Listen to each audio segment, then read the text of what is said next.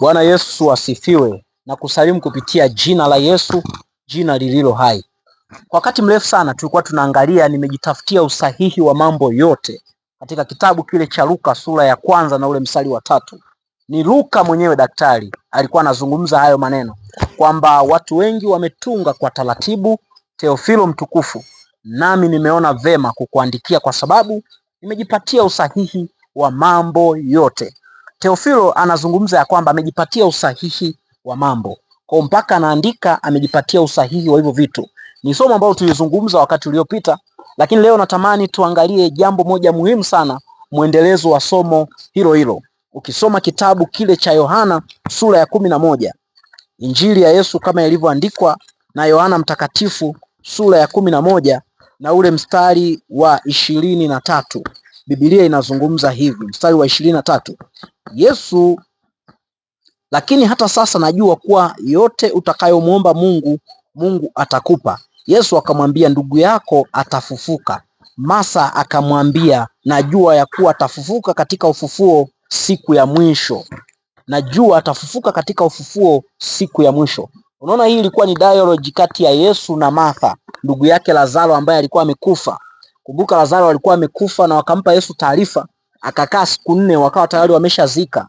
Sasa siku anafika, ujumbe wa kwanza Yesu anaomwambia anasema, najua ndugu yako atafufuka. Na Martha anamjibu Yesu kwa kusema, najua atafufuka siku ya mwisho. Nachotamani ukijue siku ya leo ni kwamba ukijiwekea limitation katika kumjua Yesu au katika kumjua Mungu, kuna vitu vingine hautavipata. Ndio maana tunaishi katikati ya hii dunia, tumejiwekea limitation katika kumjua Mungu. Maana yake focus yetu tumeweka katika jambo fulani. Tunamjua Mungu katika upande mmoja. Swali langu ni dogo tu kwako leo. Unamjua Mungu katika upande upi? Inawezekana unamjua Mungu tu kwamba ni mponyaji, au unamjua Mungu kama mfariji, haumjui Mungu kama mponyaji. Sasa huyu anamwambia, Yesu anamwambia swali zuri Masa, anamwambia ndugu yako atafufuka. Masa anajibu ya kwamba ndiyo, atafufuka siku ya mwisho. Lakini Yesu anamwambiaje? Mimi ndimi huo ufufuo. Kwa Masa hakujua ya kwamba ana chanzo cha huo ufufuo.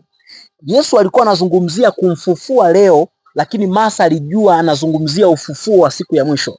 Kwa kuna wakati ambao hatumwamini Yesu anayefanya leo, haumwamini Yesu anayetenda leo, haumwamini Yesu mwenye matokeo ya leo. Unamwamini Yesu ambaye kwenye ufahamu wako umejawa na taarifa za zamani, umejawa na taarifa ambazo zinakuaminisha wakati mwingine. Ndio maana Masa anaambiwa ya kwamba ndugu yako atafufuka. Baada ya Yesu kuchelewa, amefika, anamwambia Masa, ndugu yako atafufuka.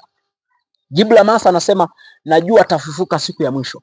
Yesu alikuwa anazungumzia present situation, lakini Masa anakuja kuleta hiyo continuously, wakati ambao unakuja huko mbali, future. Kwa hiyo mtu wa Mungu anatamani tuweze kumjua katika namna tofauti, tuweze kumjua katika sura mbili tofauti. Tukidipendi katika kumjua Mungu kwenye taswira moja, kuna vitu kwenye maisha yetu tusahau kuvipata. Tukimfahamu Mungu katika eneo moja, tukimfahamu Mungu katika upande mmoja, kuna vitu hatutavipata kabisa kwenye maisha yetu. Kwa tatizo la kumjua Mungu kwa upande mmoja au katika eneo moja itakufanya ushindwe kupata vitu ambavyo Mungu amevikusudia. Masa anasema ninajua atafufuka siku ya mwisho, lakini Yesu alikuwa azungumzii future.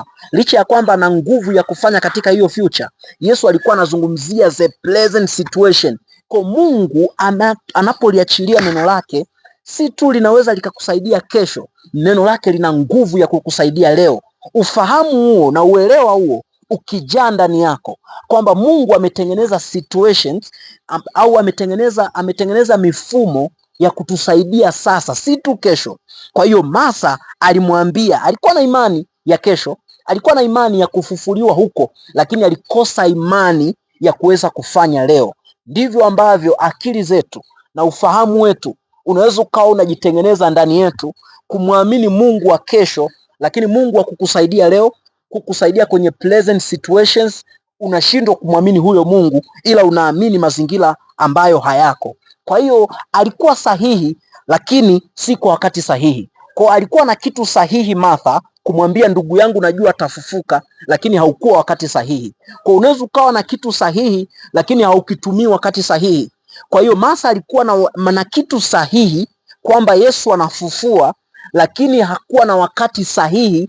Maana yake yeye alijua ni wakati ujao, kumbe ni wakati wa sasa. Kwa unaweza ukawa na majibu ya maisha yako, lakini hujui kwamba yanatakiwa yatumike sasa, hujui kwamba hayo majibu yatakuwepo sasa.